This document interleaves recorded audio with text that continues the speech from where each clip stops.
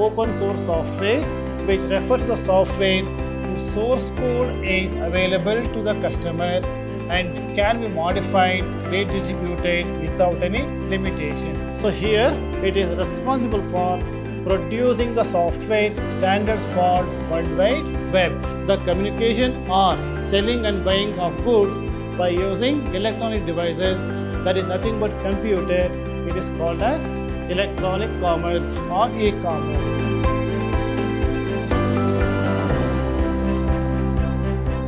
Dear students, welcome to Computer Science classes. I am Ravi Kumar Kyar, lecturer in Computer Science, Vidhyaashram PU College, Temple of Excellence, Mysore.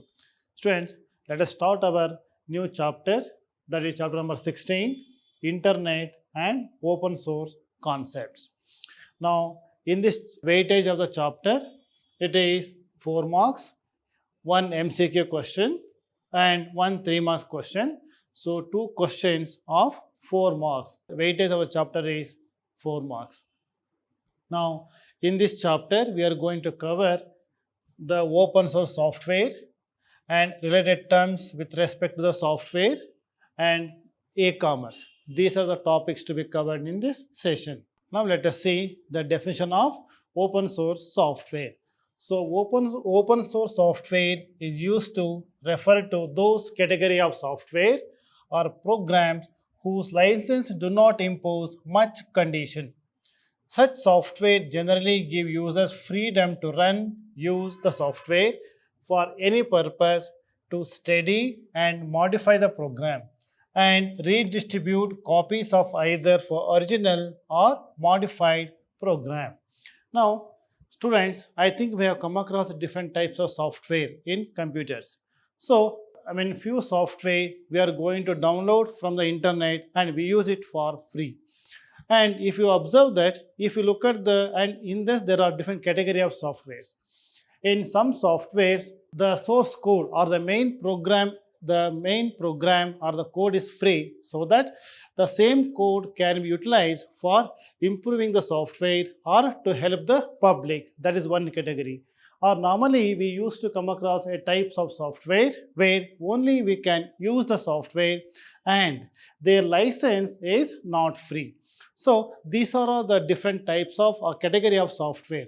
One of them is open source software.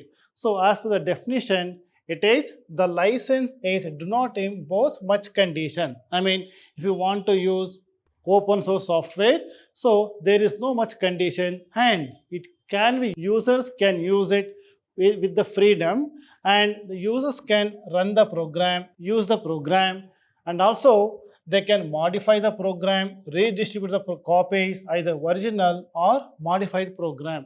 See, these are the freedom given to the users. So this is a type of software they call as open source software.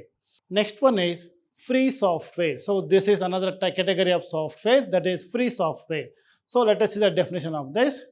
The free software means those software is freely accessible and can be freely used and can be changed, improved, copied, distributed by all, and no payment are needed to made for the use to be made for free software.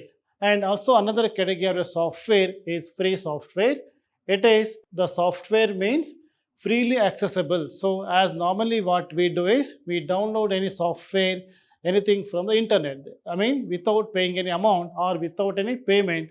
So that is for free, and here we are using it, and also it has given the permission for the users to change, modify, improve, etc. Now simple example is, now normally we use a software MS Office or MS Word software.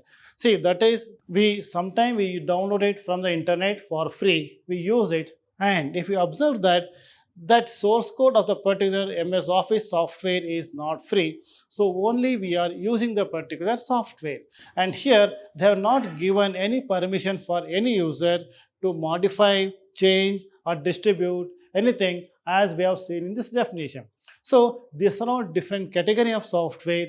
One is free software, it is also freely accessible by the user and it can be changed, modified, etc. And again, no need for any payment.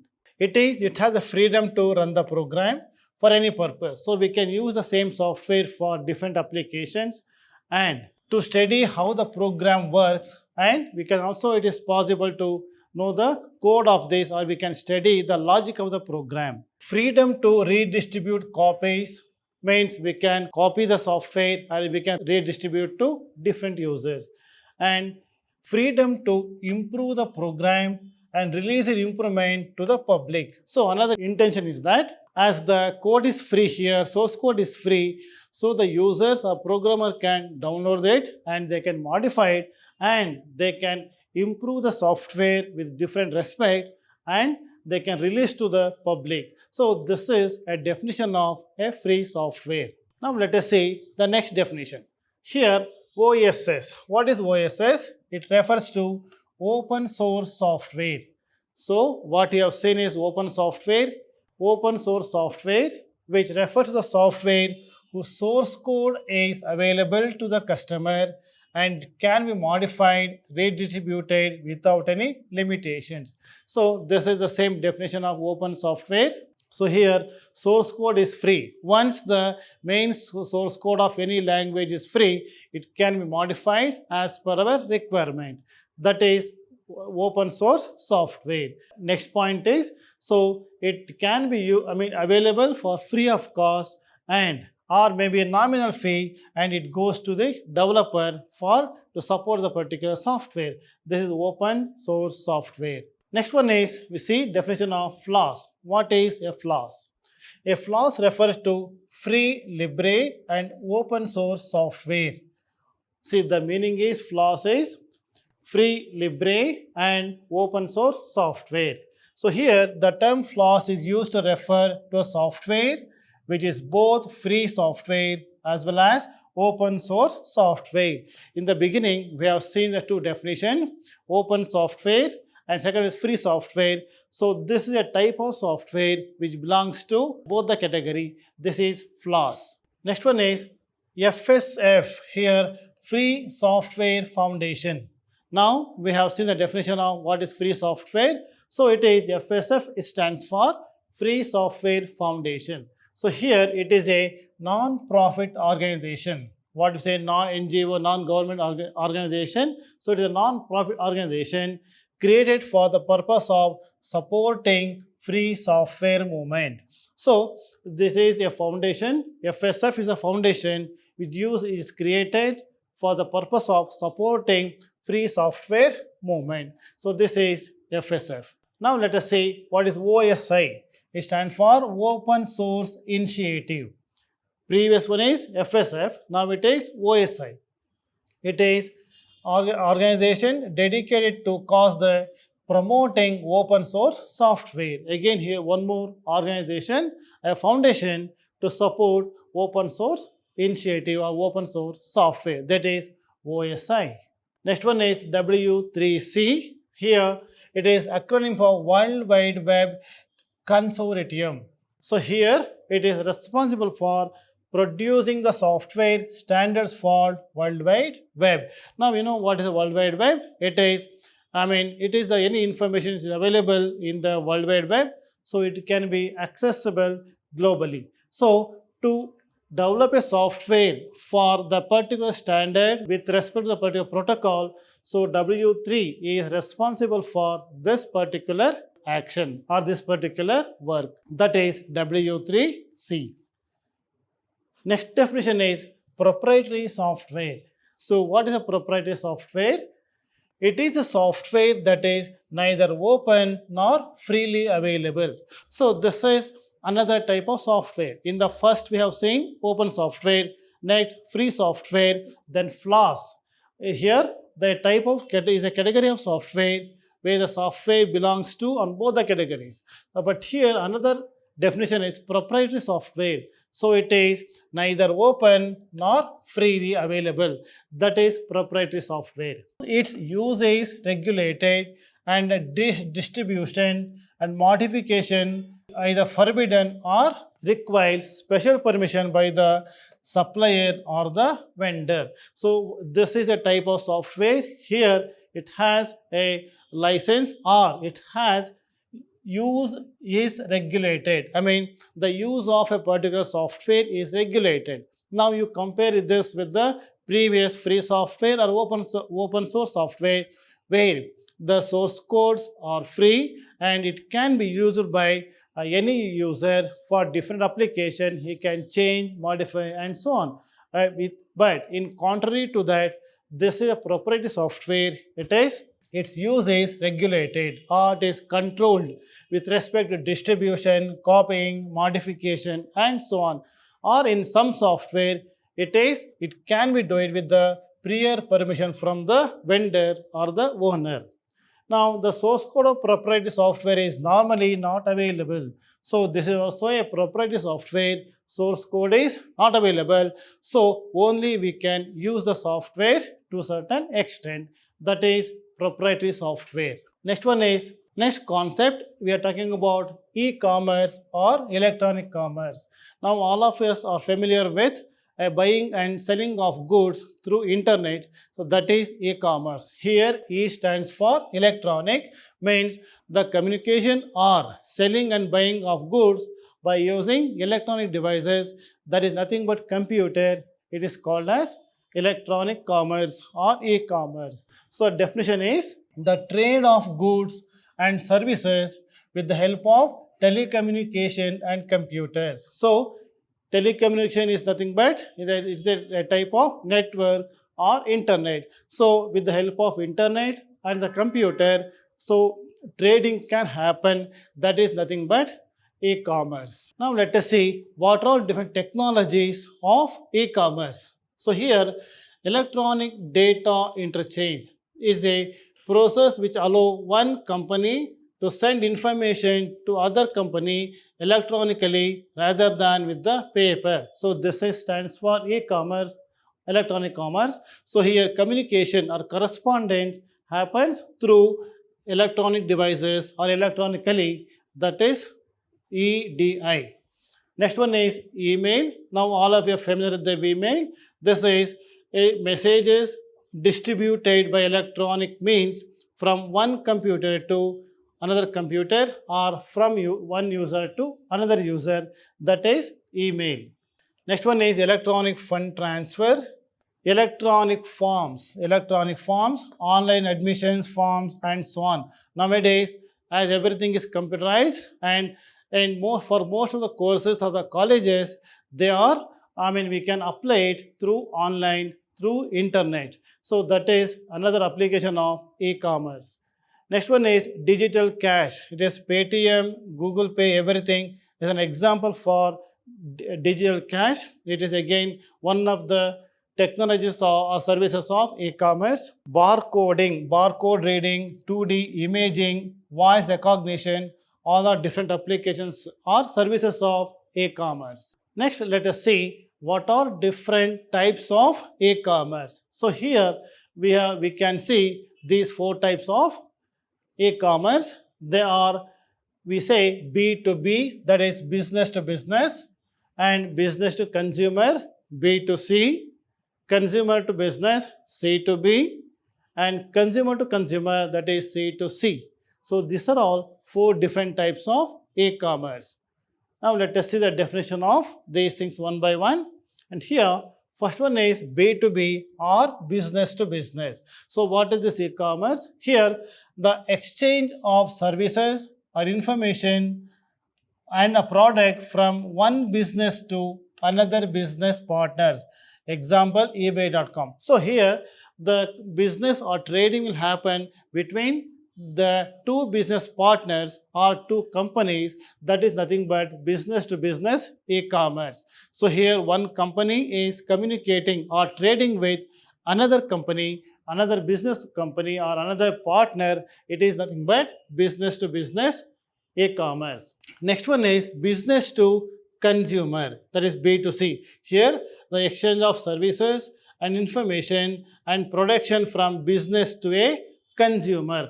So this is not normally we do it. Here suppose we are buying and selling of our goods through computer. So here we are buying a goods through internet, that is from one business to the consumer or to the customer, that is business to consumer e-commerce. Next one is consumer to business. So this is consumer to business, C to B. Here the customer directly contact with the business vendors by posting their project work with set budget online so that the needy companies review it and contact the customers directly with a bid. The consumer reviews all the bids and sends the company for further processing. So this is consumer to business. What is consumer to business? Consumers or the customers, they can do directly business with the other organization. And how it is possible? That is by posting their work, any type of work, any type of product, they'll post through online, and any companies by looking at the product, by looking at the project work, etc. So by looking at those work, they will directly contact the customer or the consumer so that the business takes place. That is consumer to business. Next one is consumer to consumer. So here consumer to consumer is a business model whereby customers or consumer can trade with each other, typically in an online business. So this is one customer can communicate with another customer through internet so that the trade can take place or exchange of goods can take place between two consumers online, that is C to C, that is consumer to consumer e-commerce. Now the next concept is advantages of e-commerce, application and implementation. Application, what are the applications? Easier entry into the new market, especially geographically remote markets for companies of all size and locations. So this is very important application of e-commerce. Here, anywhere in the globe, one can do his own business or start a new business through e-commerce. So it is irrespective of geographically located location, or it may be a remote location. So anyone can start his business, he can do trading with the help of e-commerce. That is one application of e-commerce. Second one is it creates a new markets through the ability to easily and economically rate potential for customers. So here advantage is that one customer can compare the different products of different company so that the economic potential can be proved here.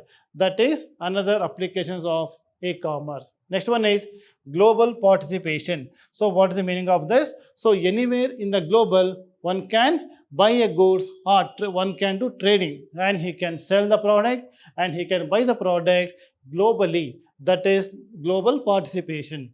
And here optimization of resources. Next one is reduce time to complete business transaction, particularly from delivery to the payment. Now anything, whatever you are buying any goods from different sites or different business partners, and here the transaction takes place easily without and also without much delay in delivery of the product. That is reduce the time to complete the business. Next one is buyers makes a buying decision, creates the purchases order but does not print it. This is buyers can make decision on its own. Next, improved market intelligence and strategic planning. So here, as is e-commerce is a global platform, so as we can see, different the same products are traded by different companies or maybe slight changes. So here, with the help of this, one can compare the product in all respects, so that gives the market intelligence and strategies for different companies. Next one is EDI. EDI software. It creates an electronic version of the purchase order and transmit to the customer automatically to the supplier. So this is another application. Supplier's order entry system receives the purchase order and updates the system immediately on receipt of this. These things can happen automatically through online system. Next concept is IPR, intellectual property rights in India.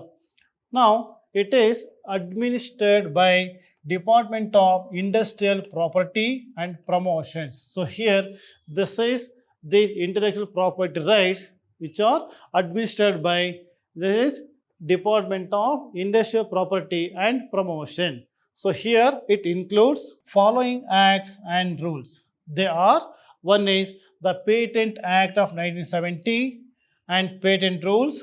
Next, Trademark Act, it is one of the rule or act, and Indian Copyright Act, another rule, and the Geographical Indicators of Goods, that is Registration and Protection Act. And next one is the Geographical Indications of Goods Protection of Rules 2002. This is amendment. So these are all the different acts and rules under IPR.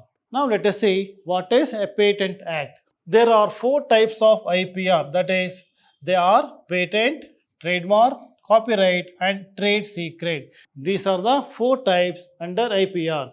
So what is Patent Act? So patent is a legal document granted by the government giving inventor the exclusive right to make use of this and sell an invention for a specified number of years. So an agreement will be made between the government and this particular organization. So they will take a patent of any particular product or any particular goods, so that once they have taken the Patent Act and all the rights are reserved by this particular owner or particular organization or a business, that is Patent Act. It can be books, movies, and work of art. And we are familiar with the number of books, novels, movies, so on. So as per the Patent Act, one can make use of the books, and actually legally we supposed to buy a book by paying the fees of, by paying the amount for that particular book or movie, and we are not supposed to duplicate this, or we are not supposed to copy the particular item and redistribute it. That is restricted. So that is comes under Patent Act. Here only owner has the rights, a complete rights of particular books or movie, etc. That is Patent Act. Next one is Trademark Act. So what is Trademark Act? So it means a mark capable of being represented by graphically and which is capable of distinguishing the goods or services of the one person from those of others, and may include shape of the goods, their packing, and combinations and colors. So this is very important. Trademark Act. See, every business or every product has its own trademark. Now we come across different trademark. You take example like Bata Shoe Company and Reebok, Nike, etc. So everybody will be having their own trademark. So according to this act, see, no one has the right to change the shape of that, size of that, as well as even the color of particular logo or particular trademark. See, that is comes under Trademark Act. Next one is Copyright Act. It means work shall be first owner of the copyright. So here what is copyright? We can look at the book. Suppose one of the author of a book, if the book is copyrighted, so in that case the owner or the author has the complete right of the particular book.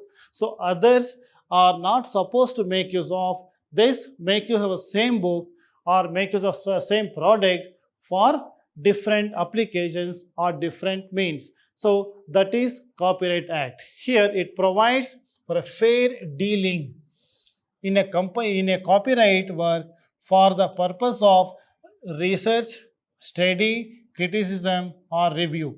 And all these are the applications of all these are comes under Copyright Act here.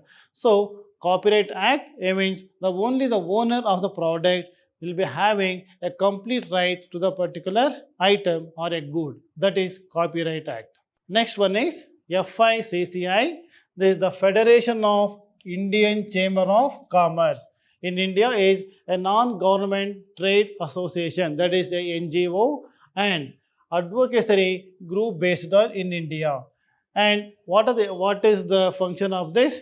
It emphasizes the enhancing of the working of the Indian Patent Office, thereby bringing greater transparency in its working. So, and this FICCI, a NGO, it works to support all different types of IPR acts. Students, so in this session, we have started the session with free software, open software, e-commerce, different types of e-commerce, and with IPR Act.